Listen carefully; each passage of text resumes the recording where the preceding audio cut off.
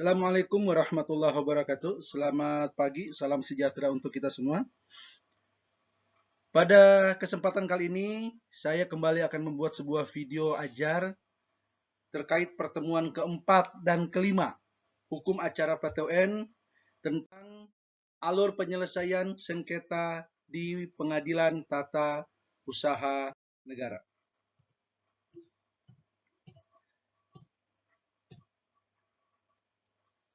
Jika kita lihat dalam bagan yang ada, ketika seseorang mengalami permasalahan dalam bidang tata usaha negara, maka langkah pertama yang dilakukan oleh orang itu adalah dia menggunakan upaya administratif.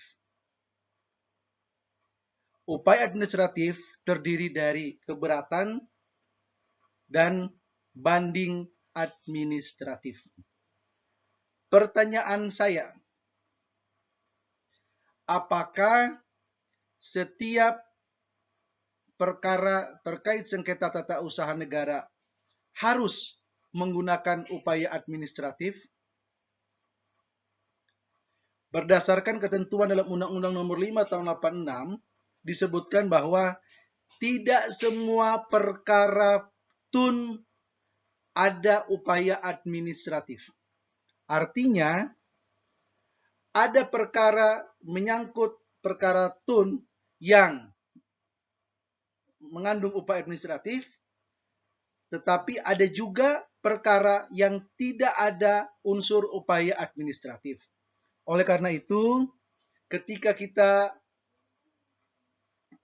berperkara di tata usaha negara, di PTUN, maka langkah pertama yang harus kita lakukan adalah kita harus mencari apakah penyelesaian perkara yang kita hadapi dalam ranah tata usaha negara itu mengandung unsur upaya administratif. Jika mengandung upaya administratif, maka kita wajib menempuh upaya administratif itu. Tetapi ketika kita melakukan pengecekan ternyata perkara tersebut tidak mengandung upaya administratif, maka kita bisa langsung mengajukan perkara ini penyelesaiannya melalui upaya peradilan. Jadi sekali lagi, upaya administratif itu adalah tergantung perkara tata usaha negara. Nah, upaya administratif dapat dibagi menjadi dua, yaitu ada yang disebut dengan keberatan, ada yang disebut dengan banding administratif. Apa yang dimaksud dengan keberatan?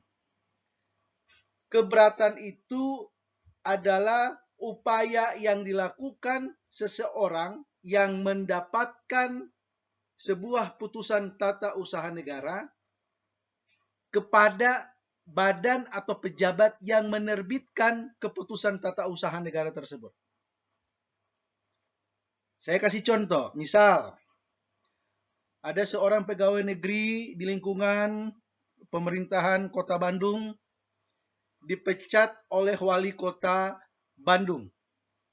Dan setelah melalui penelusuran peraturan perundang-undangan, untuk menyelesaikan perkara tersebut, ada upaya administratif yang tersedia, yaitu keberatan. Maka, seseorang yang mendapatkan besiking berupa pemecatan tersebut, wajib hukumnya melalui proses keberatan, yaitu mengajukan upaya hukum kepada badan atau pejabat yang mengeluarkan besiking. Dalam hal ini adalah kepada wali kota Bandung. Ada dua kemungkinan. Apakah dalam proses keberatan itu, setelah terjadi proses negosiasi dan sebagainya, apakah membuahkan hasil yang memuaskan orang yang mendapatkan besiking atau tidak? Jika yang mendapatkan keputusan tersebut atau pegawai yang dipecat tersebut merasa tidak mendapatkan keadilan melalui proses keberatan, maka dia lihat lagi aturannya. Apakah perkara tersebut harus melalui keberatan dan banding administratif atau hanya cukup di keberatan saja. Jadi sekali lagi, dalam sebuah perkara yang terkait dengan tata usaha negara, ada beberapa kemungkinan. Yang pertama, perkara tersebut mengandung upaya administratif berupa keberatan dan banding administratif. Itu kemungkinan pertama. Berarti setelah keberatan, dia harus melalui banding administratif. Kalau keberatan tadi adalah upaya yang dilakukan kepada pejabat atau badan yang menerbitkan basiking tersebut, sedangkan banding administratif adalah upaya yang dilakukan kepada atasan atau instansi lain yang lebih tinggi daripada pejabat yang mengeluarkan basiking tersebut. Kalau tadi saya kasih contoh Wali Kota Bandung, keberatannya diajukan kepada Wali Kota Bandung. Kalau tidak puas dengan keberatan dan harus melalui banding administratif, maka banding administratif diajukan kepada atasan dari wali kota. Dalam hal ini adalah gubernur secara hierarki pemerintahan atau instansi lain yang lebih tinggi yang mengeluarkan basiking tersebut. Selain gubernur, bisa juga pemohon ini mengajukan banding administratif kepada Badan Kepegawaian Negara. Jadi sekali lagi saya ulangi, ada beberapa kemungkinan. Yang pertama, dalam sebuah perkara mengandung upaya administratif yang lengkap, ada keberatan dan ada banding administratif. Yang kedua, dalam perkara tersebut hanya ada satu upaya administratif saja, yaitu keberatan saja. Atau kemungkinan berikutnya, hanya ada upaya administratif berupa banding administratif saja. Atau kemungkinan selanjutnya, dalam perkara tersebut tidak ada upaya administratif yang tersedia. Berarti ada 4 kemungkinan ya. Yang pertama, lengkap upaya administratifnya, ada keberatan, ada banding administratif. Kemungkinan kedua, hanya ada keberatan saja. Yang ketiga, hanya ada banding administratif saja. Dan yang terakhir, tidak ada upaya administratif. Berarti pengajuannya bisa langsung ke pengadilan. Nah, apa konsekuensinya dari setiap upaya administratif yang tersedia? Jika upaya administratif yang tersedia hanya berupa keberatan, artinya keberatan adalah satu-satunya upaya administratif yang tersedia, maka setelah keberatan ditempuh dan tidak menghasilkan sesuatu yang positif bagi pemohon, maka pemohon bisa mengajukan gugatan langsung ke PT UN. Keberatan langsung ke PT UN. Yang kedua, kemungkinan kedua, jika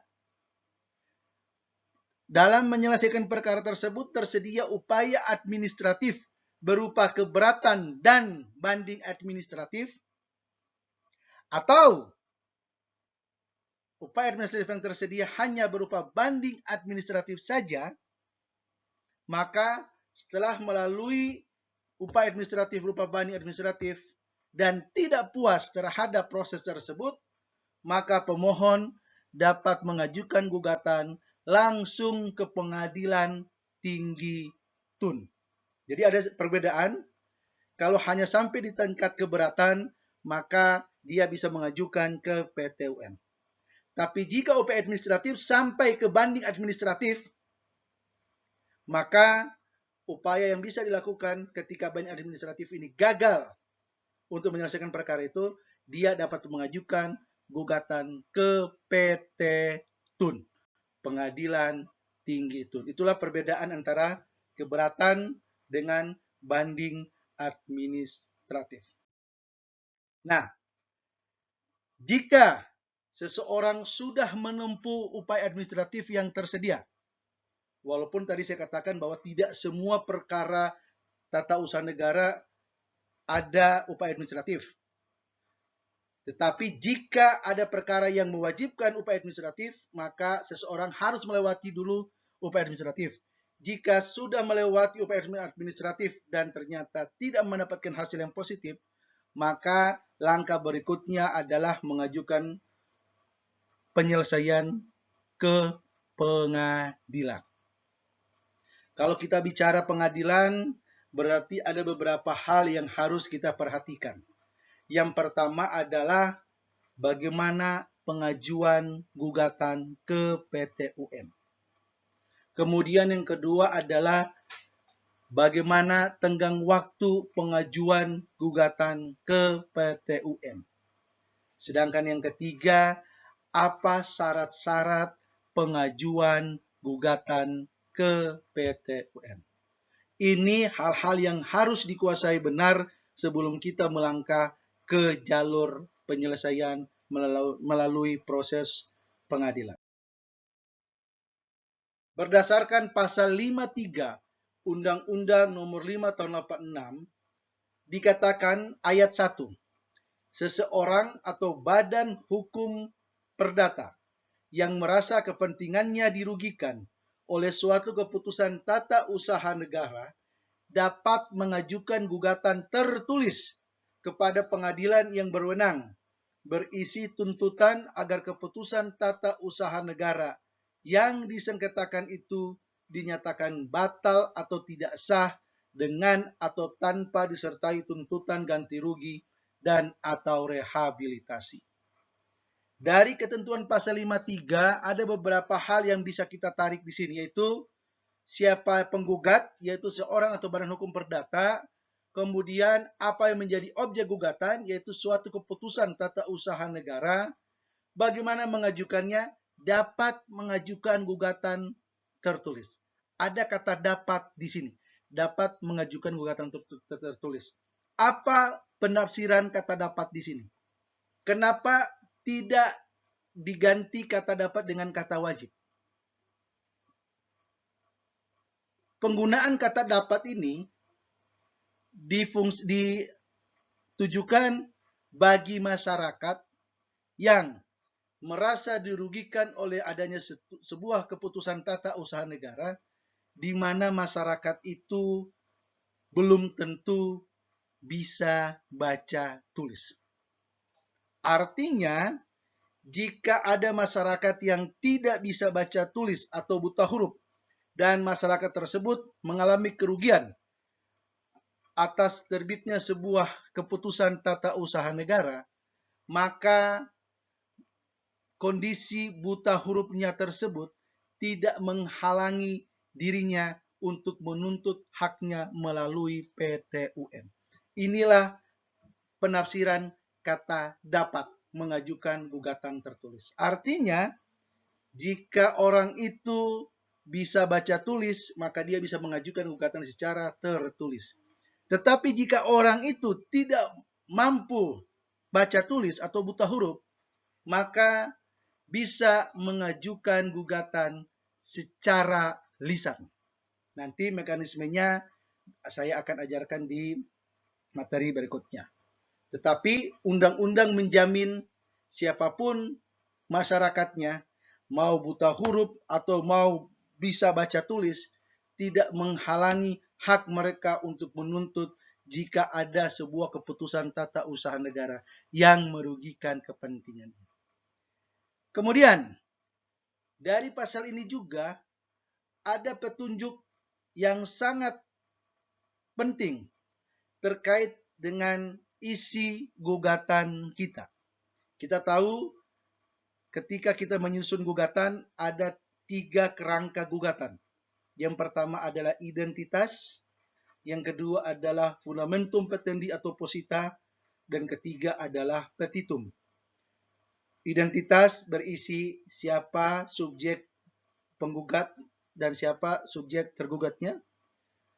Posita atau fundamentum petendi adalah apa yang menjadi dasar gugatan, fakta hukum, kronologis, dan sebagainya. Sedangkan yang dimaksud dengan petitum adalah apa yang kita minta untuk dikabulkan oleh majelis hakim. Pasal 53 menegaskan tuntutan agar keputusan tata usaha negara yang disengketakan itu dinyatakan batal atau tidak sah dengan atau tanpa disertai tuntutan ganti rugi dan atau rehabilitasi. Di sini mengandung makna bahwa dalam gugatan PT UN saya membuat sebuah istilah, ada yang disebut dengan petitum utama dan pertama. Kenapa dibilang petitum utama? Karena petitum itu harus ada dalam setiap gugatan di PT UN. Jika petitum itu tidak ada, maka surat gugatannya tidak sah. Apa petitum utama? Yaitu besiking, permohonan besiking untuk dinyatakan batal atau tidak sah. Itulah yang disebut dengan petitum utama dan pertama. Utama karena wajib ada hukumnya, sedangkan pertama adalah posisinya selalu ditempatkan pada petitum nomor 1. Tidak bisa dibuat petitum nomor 2 dan sebagainya. Jadi sekali lagi, saya membuat istilah petitum utama dan pertama dalam PT UN adalah meminta besiking yang menjadi objek gugatan dinyatakan batal atau tidak sah. Selanjutnya dalam petitum juga, selain petitum utama dan pertama, ada juga petitum yang bisa kita minta. Selain petitum utama dan pertama tadi, yaitu adanya tuntutan ganti rugi dan atau rehabilitasi. Berarti saya bisa gambarkan bahwa dalam petitum gugatan PT UN ada beberapa kemungkinan. Yang pertama, yang diminta dalam petitum hanya satu saja, yaitu petitum utama dan pertama, yaitu hanya meminta pembatalan besiking yang menjadi objek PT UN. Petitum berikutnya meminta pembatalan, yaitu petitum utama dan pertama, dan disertai tuntutan ganti rugi dan rehabilitasi. Jadi bahasa sederhananya, ada gugatan yang simpel, yaitu hanya mengandung petitumnya petitum utama dan pertama, tetapi ada juga gugatannya yang mengandung petitumnya yang kompleks, yang sempurna, yaitu ada petitum utama pertama meminta pembatalan besiking atau menyatakan besiking itu tidak sah, disertai dengan tuntutan ganti rugi dan rehabilitasi. Mana yang lebih baik, Pak? Apakah kita mengajukan petitum hanya mengajukan petitum utama dan pertama saja, atau mengajukan semua isi petitum, yaitu utama dan pertama plus ganti rugi dan rehabilitasi? Tergantung perkaranya. Jika perkaranya itu memungkinkan ada ganti rugi dan rehabilitasi, maka sebaiknya dalam gugatan PT UN kita mencantumkan petitumnya secara lengkap. Karena kalau hanya menyatakan batal atau tidak sah saja besiking, dan itu sudah diputus, kemudian kita baru sadar kita akan mengajukan ganti rugi dan rehabilitasi, maka pengadilan yang berwenang bukan lagi PT UN, tetapi ini sudah masuk ke ranah perdata, yaitu pengadilan perdata. Artinya, ada sesuatu yang bisa kita efektifkan, tetapi justru menjadi kerjaan yang lebih besar lagi. Maksud saya, ada hal yang bisa dibikin simpel, kenapa harus dipersulit? Ada pengajuan perkara sekaligus, petitumnya sekaligus, kenapa harus dipisah-pisah? Tetapi tidak semua perkara juga bisa diajukan petitum secara lengkap. Sekali lagi, tergantung dari perkara yang dihadapi. Catatannya, jika memang bisa mengajukan semuanya, ajukan secara semuanya. Tetapi kalau hanya petitum utama dan pertamanya saja, ya sudah. Tidak usah paksakan dengan minta ganti rugi dan rehabilitasi. Nah, kemudian pasal 53 ini ayat 2 mengalami perubahan yang tadinya dari Undang-Undang Nomor 5 Tahun 86 diubah pasal 53 ayat 2-nya dalam Undang-Undang Nomor 9 Tahun 2004. Alasan-alasan yang dapat digunakan dalam gugatan sebagaimana dimaksud pada ayat 1 adalah, yang pertama, bahwa keputusan tata usaha negara yang digugat itu bertentangan dengan peraturan perundang-undangan yang berlaku. Yang kedua, keputusan tata usaha negara yang digugat itu bertentangan dengan asas-asas umum pemerintahan yang baik. Jadi, kenapa seseorang itu mengajukan gugatan PT UN ke pengadilan? Karena besiking yang ada itu dianggap satu, besiking itu bertentangan dengan peraturan perundang-undangan yang ada. Kemudian yang kedua, besiking itu dianggap bertentangan dengan asas-asas umum pemerintahan yang baik. Jadi dua alasan kenapa seseorang mengajukan gugatan ke PT UN. Yang pertama, bahwa besiking itu bertentangan dengan peraturan perundang-undangan yang berlaku. Dan yang kedua, besiking itu bertentangan dengan asas-asas umum pemerintahan yang baik. Kemudian dalam pasal 54 Undang-Undang Nomor 5 Tahun 86 disebutkan, diatur tentang kewenangan relatif. Yang pertama, gugatan sengketa tata usaha negara diajukan kepada pengadilan yang berwenang yang daerah hukumnya meliputi tempat kedudukan tergugat. Di sini berlaku asas actor sequitur forum rei. Gugatan diajukan di mana tempat tinggal tergugat. Berarti secara umum kompetensi relatif di PT UN sama seperti di hukum acara perdata. Ayat 2, apabila tergugat lebih dari satu badan atau pejabat tata usaha negara dan berkedudukan tidak dalam satu daerah hukum pengadilan, gugatan diajukan kepada pengadilan yang daerah hukumnya meliputi tempat kedudukan salah satu badan atau pejabat tata usaha negara. Di sini kita diberikan pilihan jika kita menggugat ada beberapa pejabat tata usaha negara tetapi tempatnya tidak dalam satu wilayah hukum pengadilan, maka kita bisa memilih di salah satu tempat kedudukan badan atau pejabat tata usaha negara. Tentunya secara efektif kita memilih yang dekat dengan domisili kita, karena untuk mengefektifkan masalah akomodasi dan transportasi. Ayat 3, dalam hal tempat kedudukan tergugat tidak berada di dalam daerah hukum pengadilan tempat kediaman penggugat, maka gugatan dapat diajukan ke pengadilan yang daerah hukumnya meliputi tempat kediaman penggugat untuk selanjutnya diteruskan kepada pengadilan yang bersangkutan. Ini salah satu sedikit perbedaan antara perdata dengan PT UN. Di PT UN ini, menurut pasal 53 ayat 3, jika tempat tinggal tergugat berbeda dengan tempat tinggal penggugat dan penggugat beralasan secara ekonomis tidak punya biaya untuk mengajukan ke pengadilan tempat tinggal tergugat, maka hukum memberikan kelonggaran. Penggugat dapat mengajukan gugatan itu di tempat dia berada, tempat dia tinggal. Nanti pengadilan daerah hukumnya itu yang akan meneruskan gugatannya itu kepada pengadilan tempat tinggal tergugat. Ini sekali lagi salah satu karakteristik dari PT UN untuk membantu masyarakat yang menjadi korban adanya sebuah besiking.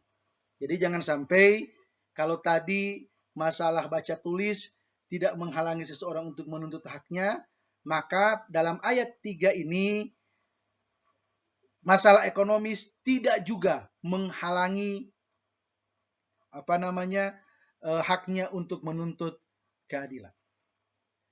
Ayat 4, dalam hal-hal tertentu sesuai dengan sifat sengketa tata usaha negara yang bersangkutan diatur dengan peraturan pemerintah, gugatan dapat diajukan kepada pengadilan berwenang, yaitu daerah hukumnya meliputi tempat kediaman penggugat. Nah, ini juga salah satu ciri karakteristik dari PT UN. Ayat 5, apabila penggugat dan tergugat berkedudukan atau berada di luar negeri, gugatan diajukan ke pengadilan di Jakarta.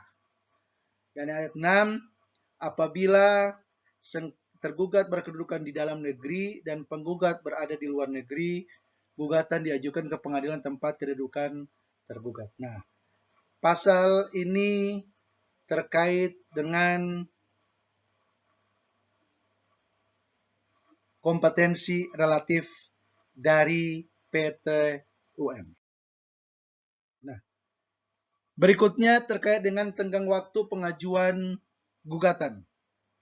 Saya sudah singgung sebelumnya bahwa jika bicara tentang jangka waktu, tenggang waktu pengajuan gugatan, ditegaskan dalam pasal 55 Undang-Undang Nomor 5 Tahun 86, gugatan dapat diajukan hanya dalam tenggang waktu 90 hari terhitung sejak saat diterimanya atau diumumkannya keputusan badan atau pejabat tata usaha negara. Jadi sekali lagi, jangka waktu pengajuan gugatan itu adalah 90 hari sejak diterimanya atau diumumkan basiking yang menjadi objek gugatan PT UN.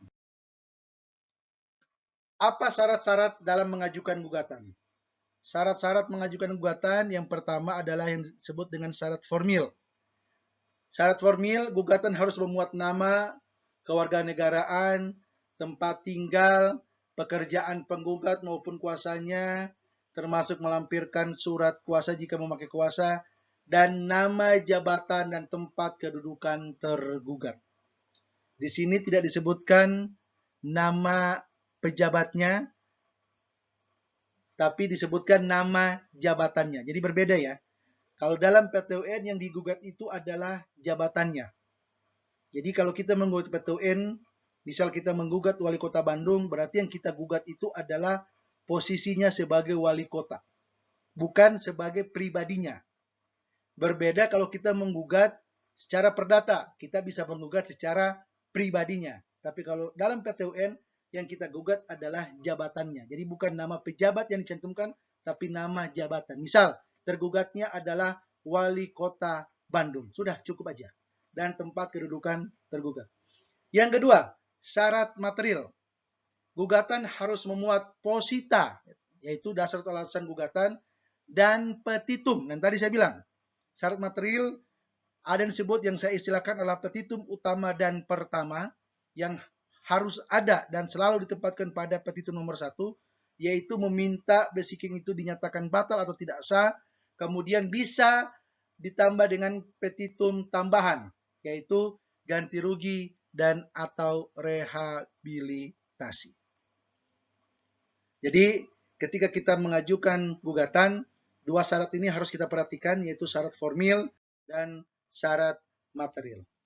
Adapun kerangka gugatan PT UN sama pada prinsipnya dengan gugatan perdata. Yang pertama adalah identitas para pihak, yaitu terkait dengan masalah syarat formil. Yang pertama, penggugat atau kuasanya.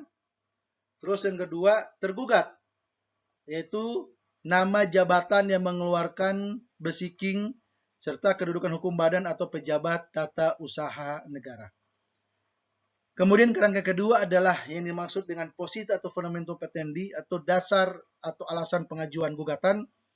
Di situ dalam posita atau fundamentum petendi harus kita jelaskan secara lugas alasan kita mengajukan gugatan yang tadi ada dua, yaitu apakah basiking itu melanggar peraturan perundang-undangan, atau yang kedua, basiking itu melanggar asas-asas umum pemerintahan yang baik. Itu harus kita jelaskan secara rinci, secara sistematis, secara detail dalam posita atau fundamentum petendi. Dan yang terakhir adalah tuntutan atau petitum. Dalam bahasa yang saya gunakan yaitu ada yang disebut dengan petitum utama dan pertama yang bisa ditambah dengan petitum tambahan, yaitu yang utama dan pertama adalah meminta basiking itu dinyatakan batal atau tidak sah, kemudian dapat ditambah lagi dengan petitum tambahan berupa ganti rugi dan rehabilitasi. Ada catatan juga dalam pengajuan gugatan ini, gugatan dapat pula disertakan objek gugatan. Maksudnya objek gugatan ini adalah dalam pengajuan gugatan dapat pula disertakan dengan beseeching atau putusan pejabat atau usaha negara yang menjadi dasar kita mengajukan gugatan. Ada kata dapat di situ. Kenapa tidak dikatakan wajib? Nah, sekali lagi penafsirannya harus dipahami. Kata dapat di sini artinya bisa iya, bisa tidak.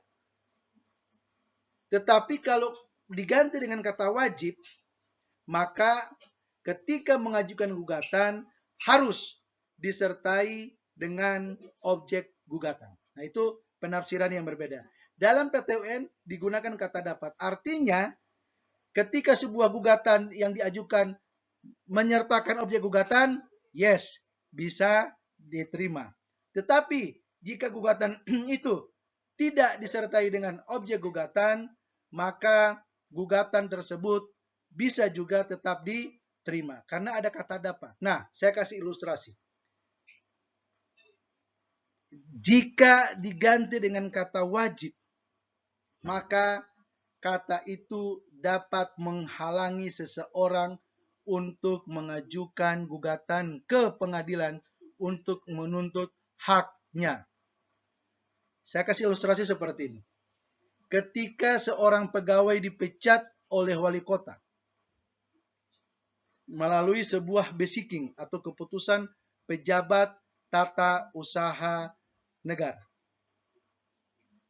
Kemudian, wali kota tersebut menginstruksikan kepada staf dan jajarannya agar beseeching itu jangan sampai jatuh ke tangan orang yang dipecat tersebut.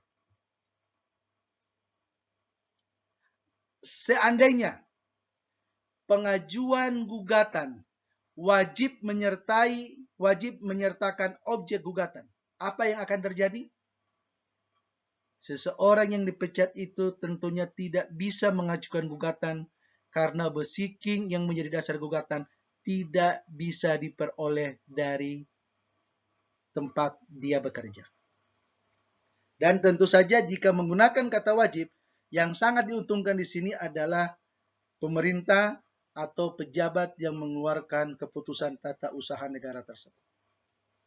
Oleh karena itu, agar tetap terjamin sebuah keadilan bagi seseorang yang merasa dirugikan akibat diterbitkannya sebuah beseeching, maka gugatan dapat disertakan objek gugatan.